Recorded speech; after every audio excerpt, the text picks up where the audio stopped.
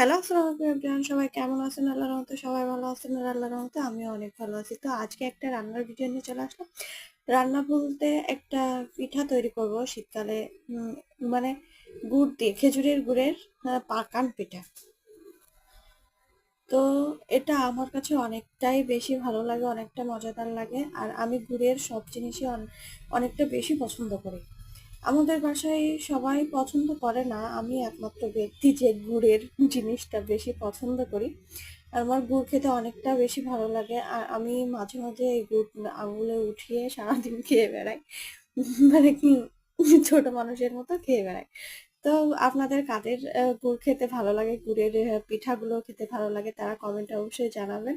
আর আমার ভিডিওগুলো ভালো লাগলে চ্যানেলটাকে সাবস্ক্রাইব করবেন, লাইক করবেন, শেয়ার করবেন। আর অবশ্যই সবসময় পাশে থাকার চেষ্টা করবেন। আর আমিও আপনাদের পাশে থাকবো অবশ্যই। তো প্রথমে আমি আমার পরিমাণ মতো গুঁড়ো নিয়ে নিলাম। মানে আমি যে কয়টা পিঠা পিঠা বানাবো, তো সেই পিঠার অনুযায়ী আমি গুঁড়ো নিয়ে নিয়েছি। তো তারপরে গুঁড়ো অনুযায়ী আমি কতটুকু গুড় লাগবে তো সেটা উঠিয়ে নিচ্ছি। তো তারপরে এই গুড়টা আর গুঁড়োটা ভালোভাবে হালকা অল্প একটু পানি দিয়ে আমি ভালোভাবে মেখে নেব।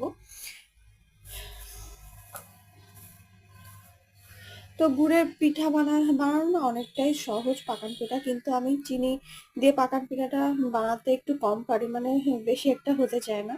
কিন্তু গুড় দিয়ে আমি খুবই সুন্দর পারি গুড়ের পাকান পিঠা। আর আমার খেতেও যতটা আমি পছন্দ করি, বানাতেও অতটা পছন্দ করি। তো আর কি বলবো, তো তারপরে আমি এটা ভালো করে মেখে নিচ্ছিলাম অল্প একটু পানি দিয়ে। তো তারপরে আর এই পিঠাগুলো আজকে আমি বানাচ্ছি। আমার হাজবেন্ড যাবে আমার নানুদের বাসায়। তো আমার নানু গুড়ির পিঠা খেতে অনেকটা পছন্দ করে। তো তার জন্য ভাবলাম যে আমি কিছু পিঠা তৈরি করে দিই নানুর জন্য। তো তার জন্যই না আজ পিঠা বানাতে বসা। তো আর পিঠা বানানোর জন্য না এই গ্রামে মানে পাকান পিঠা, কোনো পিঠা বানাতে গেলে এরকম ছোট মালা দিয়ে কাটা ওরম থাকবে। তো আমার শাশুড়িরও একটা আছে, তো আমি সেটা দিয়েই বানাই। তো আর এটা দিয়ে বানাতে না অনেকটা সহজ হয় পিঠাগুলো, আর কি বাইরে পড়ে না।